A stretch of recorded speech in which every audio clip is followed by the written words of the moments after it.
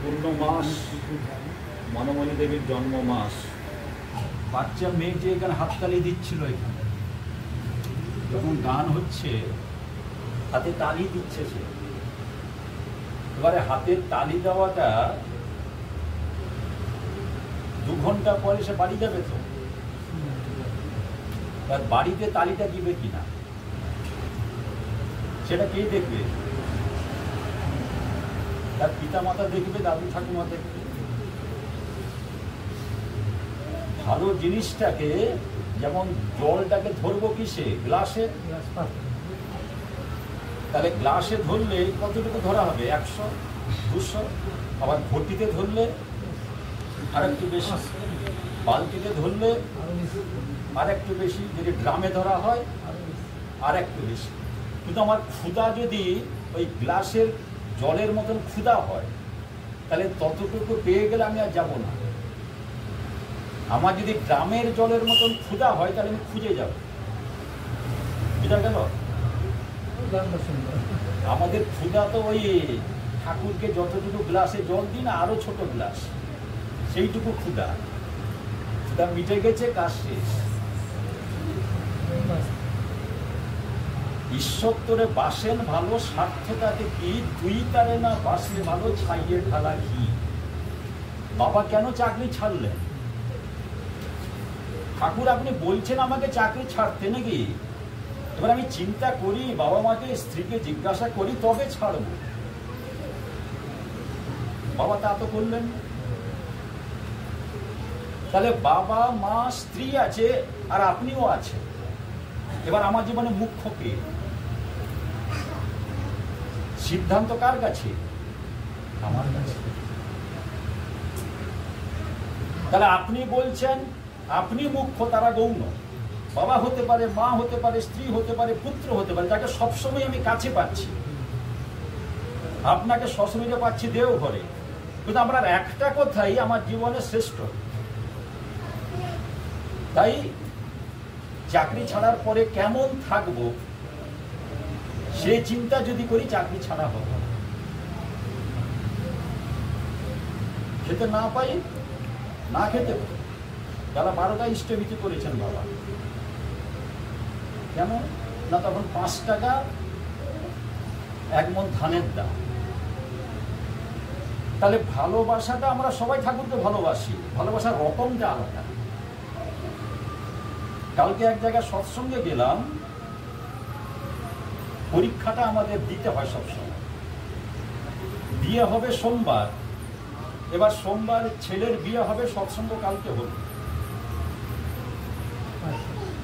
তিনি একদিন কাঁথির লব্ধ প্রতিষ্ঠ উকিল একজন, তার বাড়িতে ছিলাম, ব্রাহ্মণের বাড়ি। এবার ছেলের বিয়ে হবে, ছেলে চেন্নাইতে থাকে, বিটেক ইঞ্জিনিয়ার। তাহলে বিয়ে হবে সোমবার, মঙ্গলবার দিন বৌমা আসবে নাকি? সব তো হয়ে গেল। দাদা আসবেন, হ্যাঁ চেষ্টা করবো আসার জন্য। এবার আমি লক্ষ্য করছি কি, যে ওদের মুখ থেকে বৌমার দীক্ষার কথাটা বেরাই কিনা। পরীক্ষাটা এই যায়। তাহলে বাবা আছে, মা আছে, ছেলে আছে নাকি? সৎসঙ্গ হয়ে গেল, এবার বৌমা আসবেন মঙ্গলবার। দাদা আপনি অমুক তারিখে এসে আমার বৌমাকে দীক্ষা দিবেন, সেই কথাটা আমি চাইছি, বেরাবে কিনা। বেরালো সেই কথা। কে না, ঘরে শাশুড়ি মা বললেন, দাদা 8 তারিখে আচার্যদেবের জন্মদিবস, পালিশাই মন্দিরে আপনি আসবেন, আপনার কাছে আমার বৌমাকে নিয়ে গিয়ে দীক্ষা দেওয়া। শাশুড়ি মা বললেন, শ্বশুর মশাই দাদা দীক্ষা আপনাকে দিতে হবে আমার বৌমাকে। আমি হোক, বেরিয়ে এলাম। বেরিয়ে এসে যিনি এর উদ্যোক্তা, তিনিও ব্রাহ্মণ একজন। দাদা সৎসঙ্গে তো 100 জন এলেন, সবাই প্রসাদ নিয়ে চলে গেলেন নাকি? আত্মসেবা আমি কতটুকু তার হয়েছি, কারণ মুখ থেকে শুনতে পেলেন কিছু? তাহলে আমি 2.5 ঘন্টা 2 ঘন্টা 1.5 ঘন্টার জন্য সৎসঙ্গে আছি, 24 ঘন্টার জন্য নয়। তাহলে 24 ঘন্টার 2 ঘন্টা সৎসঙ্গ, বাকি 22 ঘন্টা ঘাম ফেলছি কার জন্য? সংসার, নাকি? ঘাম বেরাচ্ছে, ঘাম বেরাক, শীতে ভিজি, শীতে কষ্ট পাই, রোদে কষ্ট পাই, জলে ভিজি, কিন্তু সংসার। ঠাকুর তোমাকে ছাড়া যাবে, সংসার ছাড়া যাবে না। গোপা তো জামাই ষষ্ঠী, নাকি? গোপা জামাই ষষ্ঠী তো মাংস হবে না নিরামিষ হবে? কোনটা হবে? পরীক্ষাটা এই জায়গা। তুমি ঠাকুরের না প্রবৃত্তি। দীক্ষা নিয়েছ 1 সপ্তাহ আগে, আমি 5 বছর 10 বছর বাদ দিলাম, দীক্ষা নিয়েছ 1 সপ্তাহ আগে, এবার নতুন জামাই এসছে, কি করবে তুমি ঘরে? মাংস করবে না নিরামিষ? এবার ফর দ্য লর্ড। পরীক্ষাটা এইটা, সমালোচনা হবে, বহুভাবে তোমাকে নির্যাতিত হতে হবে যদি নিরামিষ করো, কিন্তু নিরামিষ করবে তো না মাথা মতো হয়ে যাবে? এইটাই পরীক্ষা। সৎসঙ্গ এইটা শেখায়। তুমি কার ঠাকুর? ঠাকুর মানে কি? ঠাকুর মানে তিনি যিনি দ্বন্দ্বের মধ্যে মানুষের অন্তর্নিহিত শক্তির বিকাশ ঘটান, তিনি ঠাকুর। দ্বন্দ্ব কথাটা বললাম, যিনি দ্বন্দ্বের মধ্যে মানুষের অন্তর্নিহিত শক্তির বিকাশ ঘটান। ভক্ত প্রহ্লাদ, নাকি? ভক্ত ভক্ত কথাটা প্রথমে, শুধু প্রহ্লাদ, ভক্ত সুদামা, নাকি? ভক্ত কথাটা আগে। তাহলে যিনি দ্বন্দ্বের মধ্যে মানুষের অন্তর্নিহিত শক্তির বিকাশ ঘটান, দ্বন্দ্ব হবে, একটা যুদ্ধ হবে। কি? আমিষ খেতাম, মাছ খেতাম, মাংস খেতাম, এবার খাবো না। স্ত্রী প্রতিবাদ করতে পারে, নতুন জামাই প্রতিবাদ করতে পারে, কিন্তু আমার মাথা মতো হবে না, মাথা সোজা থাকবে। কেন? ইষ্টের জন্য। ইষ্ট যদি শাসক তোমার, সেই নিষ্ঠাতেই চলো। স্বার্থ হেতু অন্য কিছু সব চাহিদা হলো। হ্যাঁ, মাংস কত বছর হয়েছে আমি দীক্ষা নিয়েছিলাম না, নাকি? আমি দীক্ষা নিয়েছি 2 মাস আগে, দীক্ষা নিয়েছি 6 মাস আগে, এবার এই বছর মাংস হবে না। জামাইয়ের কাছ থেকে উত্তর আসুক, শ্বশুর উত্তর দেবে। শাশুড়ি দেখছে যে ঘরে কি চিত্রটা হয়, দেখি পারবো তো মাথা সোজা রাখতে? সৎসময় একটা প্রসঙ্গ, একটাই প্রসঙ্গ, যে না জামাই ষষ্ঠীতে হবে না কোনো আমিষ। মাথা সোজা থাকবে তো? হয় না। যদি হতো ডিপি ওয়ার্ক করতে হতো না। কেন জানেন? ডিপি ওয়ার্ক আমাকে দেখে মানুষ উদ্বুদ্ধ হয়, আমার নিষ্ঠা দেখে মানুষ উদ্বুদ্ধ হয়। আমি ঠাকুরের বহু গভীর কথা আছে, আমার নিষ্ঠা দেখে, আমার ভালোবাসা দেখে মানুষ উদ্বুদ্ধ হয়। আমি যদি মুখে বলি কিচ্ছু হবে না, আমার স্ত্রী যদি আমাকে শাসন করে, নাকি? আমি যত ভালো কথা বলি কেউ শুনবেন না। কেননা শাসন করার অধিকার আমি হারিয়েছি, তাই স্ত্রী আমাকে শাসন করছে। যত ভালো কথা, যত মুখস্থ, যত যা হোক, হবে না কোনো কাজ। আচার্যদেব সাধনা করেন। আচার্যদেব যখন তার মুখ থেকে কথা বেড়ে, তার একটা সাধনা তার আছে, 16 আনা ভালোবাসা।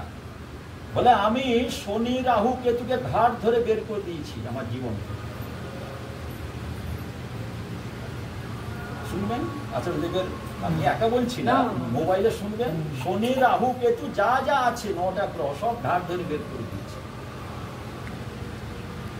মত করেছি এইখানে। অর্থাৎ যদি প্রধান হতে ইচ্ছা থাকে আগে প্রণত হও, যদি নেতা হতে ইচ্ছা থাকে আগে নীত হও। তাহলে বৌমা এলেন, বৌমা দীক্ষার ডেট হয়ে গেল, নাকি? 12 বছর ছেলের বয়স হলো, দীক্ষার ডেট হলো, সে ঘরে তো ফুল ফুটবে, নাকি? যাজন করতে হবে না। ঠাকুর বলছেন যে যজন করে, যাজন না করলে তার পেট ফুলে যায়। মানে সে বলতে থাকবে যে যজন করে, যাজন না করলে তার পেট ফুলে যায়। মানে কি? অস্বস্তি হচ্ছে কথা না বলতে। হিরালাল চক্রবর্তী অসুস্থ, কলকাতায় রোগে শয্যায় শায়িত। ছেলে গেছে ঠাকুরের কাছে, ঠাকুর বাবা একবারে অসুস্থ, উঠতে পারছে না বিছানা থেকে। এবার ঠাকুরকে ওষুধ দিলেন তো নাকি? ওষুধটা কি দিলেন জানেন? বাবাকে যাজন করতে বলে। 70 বছর 75 বছরের মানুষ অসুস্থ, ছেলে গেছে ঠাকুরের কাছে, বাবা অসুস্থ, খবর নিয়ে এবার ঠাকুর অনুকূল চন্দ্র কোনো ওষুধ দিলেন না, পরম ওষুধ দিলেন, বাবাকে যাজন করতে বলে। তাহলে হাসপাতালের বেদে যাজন করবে কাকে? সেখানে কোনো গুরু ভাই তো নেই, সেখানে এক নার্স এক ডাক্তার, আর তো কেউ নেই। তাহলে যাজন করবে কাকে? বলে দেওয়ালের সঙ্গে কথা বলতে। যা বাবাকে বলবি যা। তাহলে ঠাকুরের কথা কার সঙ্গে বলবে? জড় পদার্থ তো নাকি? দেওয়াল কথা বলবে, আমার কথার উত্তর দেবে, দরজা আমার কথার উত্তর দেবে, জানলা আমার কথার উত্তর দেবে। বাবা ঠাকুর বলেছেন দেওয়ালের সঙ্গে তোমাকে ঠাকুরের কথা বলবে।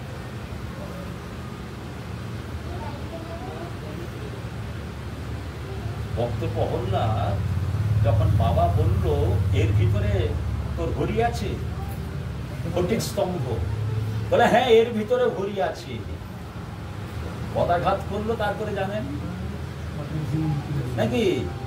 তাহলে ভক্ত প্রহল্লাদ এইটুকু তো ছিল। তাহলে সে এর ভিতরে সে দেখছে আমার ঘড়ি আছে। ঠাকুর অনুকূল চন্দ্র বলে সে সুস্থ হবে, তার মনটাকে স্প্রিংয়ের মতন টেনে বড় করতে হবে। ঠাকুরকে নিয়ে চিন্তা করুক, অসুখ নিয়ে চিন্তা নয়। অসুখ আসবে, কিন্তু অসুখ নিয়ে চিন্তা নয়, তাকে নিয়ে চিন্তা করে। তাহলে যে মানুষটা শয্যাশায়ী ছিল সে মানুষটা বসলো একা, বেড থেকে নিচে নামলো কেন? মনটা দুষ্ট হলেই জানিস রোগের আথাল হয়, ওইটাকে তুই এড়িয়ে গেলি করবি ব্যাধি জয়। ব্যাধিকে তুমি জয় করতে পারো। মনটা দুষ্ট হলেই জানিস রোগের আথাল হয়, ওইটাকে তুই এড়িয়ে গেলে করবি ব্যাধি জয়। পাবনাতে মায়েদের কি ছিল? মনের হাসপাতাল।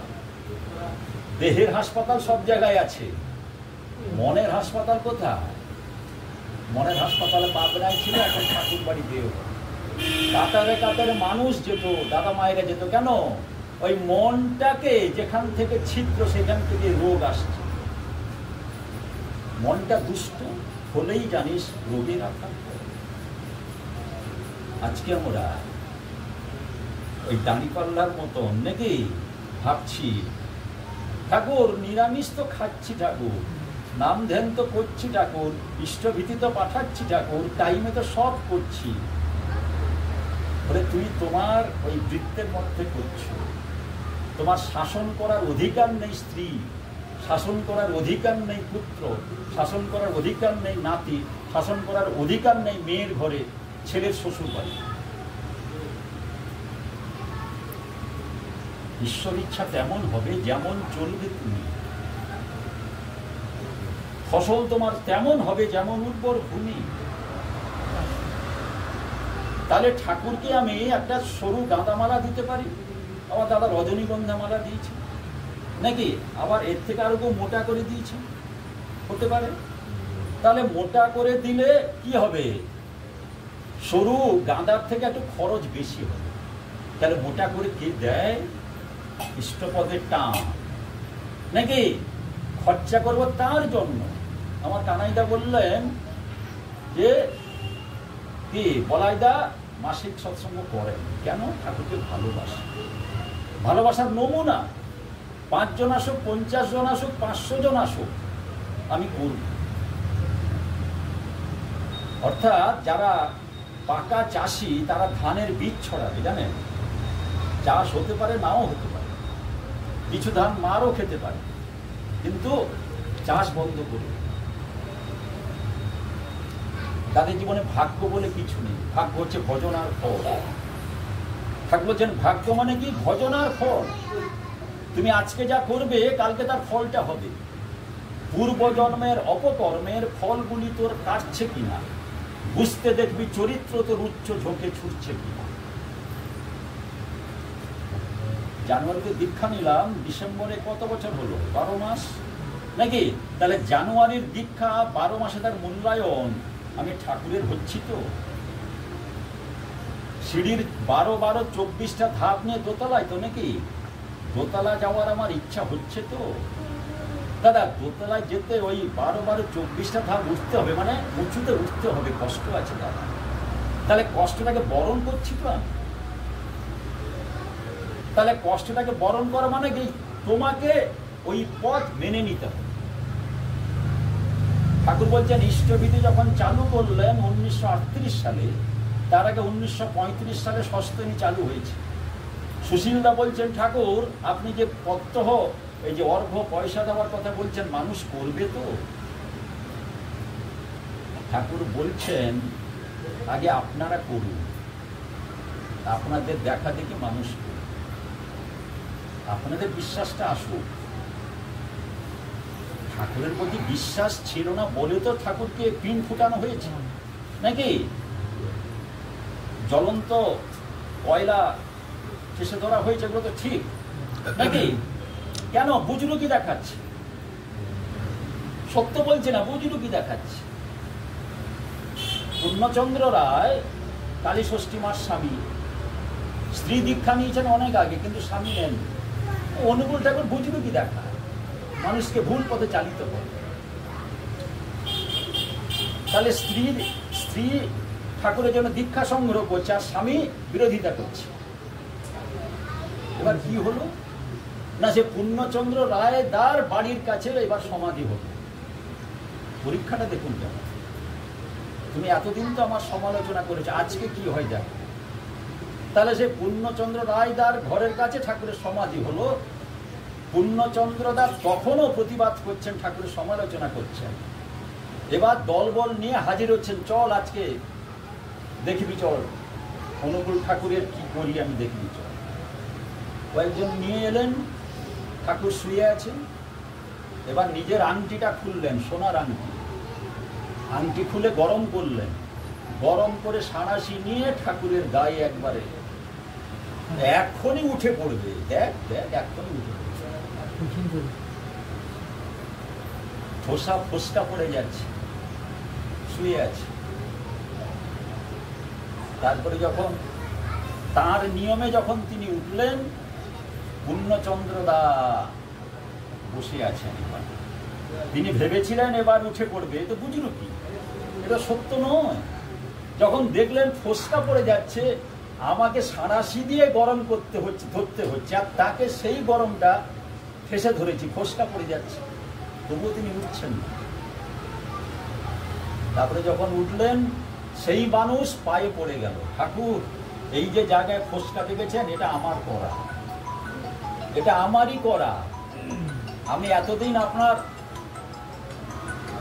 একটু পরে আমি এতদিন আপনার বিরুদ্ধে কথা বলেছি, আজকে কিন্তু আমি হেরে গেলাম, আমি দীক্ষা নেব। তাহলে স্ত্রী এতবার বলেছে, দীক্ষা হয়নি। একটা মাত্র পরীক্ষায় তিনি ফেল করে গেল, ঠাকুর আমি দীক্ষা। আজকে আমাদের জীবনে দুর্ভাগ্য কি জানেন? ছেলেটা 12 বছর হয়ে গেছে, কিন্তু দীক্ষা নেওয়া দরকার বাবা প্রয়োজন অনুভব করছে না। বৌমা এসে গেছে 2 বছর, বৌমা দীক্ষা নিয়ে আসার সঙ্গে সঙ্গে নেই, সব ঘরে নয়, সব ঘরের কথা বলছি না, বেশিরভাগ ঘরে। কেন দাদা?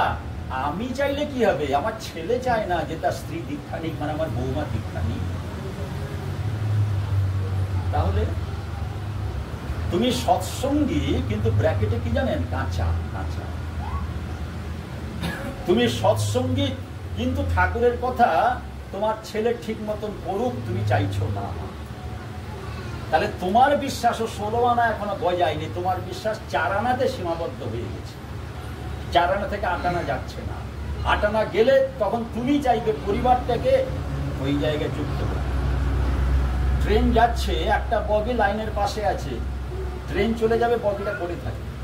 যখন বগিটা এর সঙ্গে যুক্ত করে দিবেন, ইঞ্জিনটাকে টেনে নিয়ে যাবে। আজকে প্রয়োজন কি জানেন? প্রয়োজন হচ্ছে আমি খাঁটি হচ্ছি, আমি পাকা হচ্ছি কিনা। না, যেমন খাও সে 1 টাকা করে দিলে বাস, যেমন করি ওই ইষ্টভীতি করলাম, পাঠিয়ে দিলাম। ঘরে কেউ নিচ্ছে না নিচ্ছে, কেউ নিরামিষ খাচ্ছে না, এত দেখার দরকার আছে? ঘর এমন ঘর আছে? তাহলে মানুষ আসবে? বলুন, মানুষ আসবে? দাদা, সেই দাদা তো 10 বছর আগে দীক্ষা নিয়েছে, সেই দাদা তো 20 বছর আগে তার পরিবর্তনটা কি হয়েছে? মানুষ তো ঠাকুর বাড়িতে আচার্যদেবের সঙ্গে দেখা করতে যাচ্ছে না, সে দেখছে আপনাকে। কেন?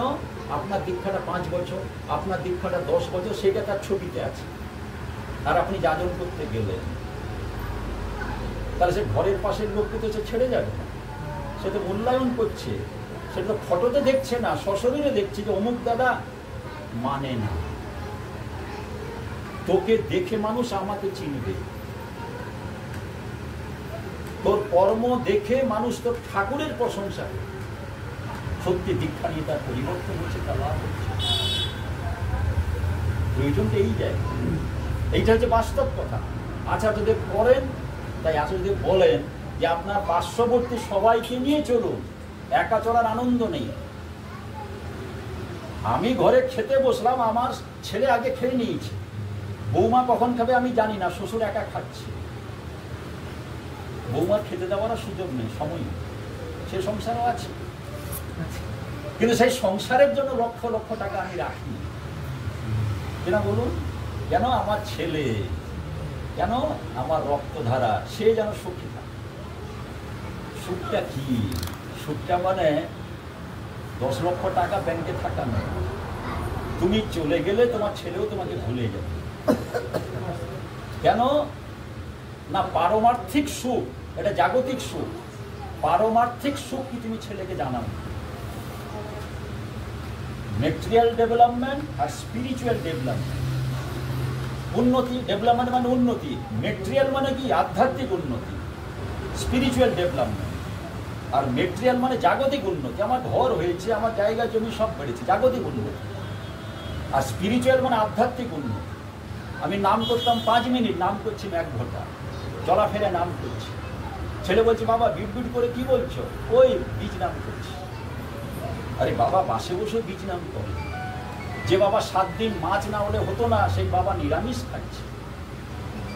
যে বৌমা দেখতো শ্বশুর আমার গত বছরও খেয়েছে, এবছর খাচ্ছে না, তখন তাকে বলতে হবে না, সে পিছনে আপনার আসবে। তখন সেটা মাটির ঘর নয়, সোনার ঘর। দেখতে মাটির ঘর, কিন্তু সোনার ঘর। কেন? আমি প্রবৃত্তিকে জয় করেছি, আমি লোভকে, কামকে, ক্রোধকে জয় করেছি।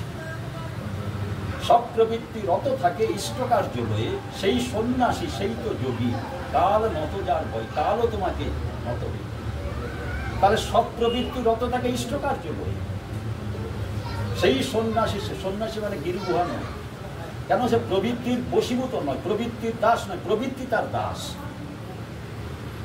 বৃত্তাধীশ আর বৃত্তাধীন দুটো শব্দ।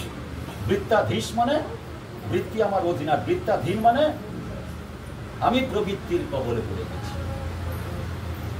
তাই পরীক্ষা কিন্তু জামাই ষষ্ঠীর দিন হবে। পরীক্ষা জামাই ষষ্ঠীর দিন আমরা পাস করতে পারবো কিনা নাকি? এই পরীক্ষায় যারা যারা পাস করবেন, দেখবেন ওই সিঁড়ির 5 ধাপে উঠে গেছে। আমার ঘরে আমিষ হবে না, একবারে পূর্ণচ্ছেদ, কমা নয়, পূর্ণচ্ছেদ। প্রতিবাদ আসুক, প্রশংসা এলো তো ভালো, কিন্তু প্রতিবাদটা বেশি আসবে, কিন্তু প্রতিবাদটাকে হজম করতে হবে, ইষ্টপ্রীত্যর্থ। আর তখনই দেখবেন আমার ঠাকুর হাসছেন। কেন না? তুই আমার ভক্ত হয়েছিস পাকা। আর যে কি প্রার্থনার কথা আমার সুব্রত ভাই বলল, সেটা দুঃখের কথা। কেন না? আমরা 30 জন মানুষ এখনো পাচ্ছি না যে নিয়মিত প্রার্থনা করে। বাস্তব এইটা। আপন বেলায় সব চলে তোর, পৃষ্ঠে দিতে আঁটি কুটি, উন্নতি তোর পথ হারালো, পাওয়ার পথটি দিলি লুটি। আমার বেলায় রাত 10টার সময় ধান কাটতে যাচ্ছি নাকি? বলুন, আমার বেলায় সিমেন্ট বস্তা নেমেছে নাকি? বৃষ্টি আসছে, সিমেন্ট বস্তা বাইরে আছে, তুল তুল তুল করি না? আপন বেলায় সব চলে তোর প্রেস্টে দিতে, আর প্রেস্টের জন্য প্রার্থনা করার দাদা সময় কেন? ঠাকুর তো কানাইদার, ঠাকুর তো অমুক দাদা, ঠাকুর তো তমুক দাদার, আর আমার ঠাকুর আমার ঘর। তার মানে কি? অজুহাত নাকি? ফাঁকি দিই কাকে? আমাকে ফাঁকি। যখন আপনি ইষ্টর জন্য ছুটবেন তো ইষ্ট আপনাকে লক্ষ্য করছে, বলে ছেলে যে দাদা যে বললেন যে ঠাকুরের যে মাস্টার মশাই নাকি, কে তাকে আলো দেখালেন, নির্ভর করো নির্ভয় হবে। পিতায় শ্রদ্ধা মায়ের টান, সেই ছেলে হয় সাম্যপ্রাণ, ঠাকুরের বাণী তো। কিন্তু যদি পিতায় টান মায়ের শ্রদ্ধা, ঠাকুর বললেন না কেন? কেন বললেন না? ঠাকুরের কথা তো এদিক সেদিক হবে না। পিতায় শ্রদ্ধা মায়ের টান, এবার যদি পিতায় টান মায়ের শ্রদ্ধা যদি হতো, বাবা আর মা আকাশ পাতাল। পিতায় শ্রদ্ধা থাকে, মায়ের টান থাকে, আর মাতৃ ছাড়া যখন ছেলে হবে, সন্তান হবে, তখন কিন্তু সব জায়গায় সে ফেল করবে। ঠাকুর দেখছেন না, জীবনে মা ছাড়া আমার জীবন অন্ধকার। সারা পৃথিবীর মানুষ আমার প্রশংসা করুক, তাতে আমার ভ্রুক্ষেপ নেই। আমার কাজে যেন আমার মা কষ্ট না পান, সেটা আমি সবসময় লক্ষ্য করতাম। খেপা, খেপা মানে কি? খেপা, খেপা মানে ঠাকুরের মেজ ভাই প্রভাস, প্রভাস চক্রবর্তীর ডাক নাম খেপু। খেপুকে ঠাকুর খেপা বলে ডাকতেন। খেপা। আমি যে কাজটা করলাম মা খুশি হয়েছে তো? মাকে জিজ্ঞাসা করতে ভয় লাগতো। আমি যে কাজটা করলাম মা খুশি হয়েছে তো? খেপা বলতে চাইতো না। তাই ঠাকুর বলছেন আমার ব্যবসা হচ্ছে মাকে তাক লাগিয়ে দেওয়া। আর মা বলেছেন অনুকূল, তোকে পেয়ে আমার জীবনের সব আশা পূর্ণ হয়েছে। আমাদের মা, ঠাকুরের মা, দেখুন, তোকে পেয়ে আমার জীবনের সব আশা, কোনো আশা বাকি নেই।